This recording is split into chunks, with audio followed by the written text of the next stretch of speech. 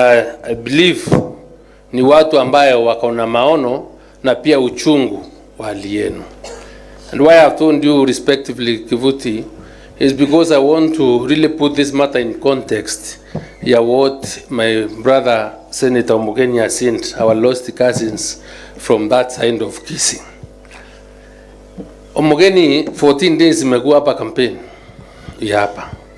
Wewe umeona chopa 16 hapa, hata Kenya 1 ilikuwa imepeanwa ikuje ile Air Force.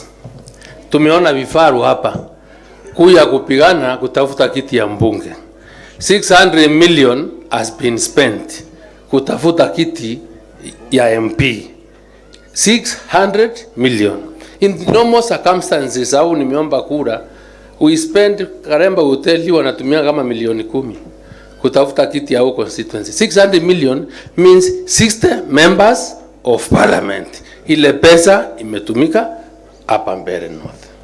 My brother, don't lose hope. JMB, don't lose hope.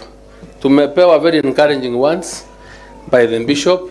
I will leave Mbeere with my hand too high because I know from where I sit, and the Secretary General of Mombasa sent, because he was one of our teams from Meru that came to see what was happening in Mbeere as brothers, because we've known as Merus even when there was the struggle for independence. Our community, we had 1 or 2 traitors here and there, lakini the Embu people were never traitors. Hakuna siku na watu wa Embu hawajai kuwa wasaliti.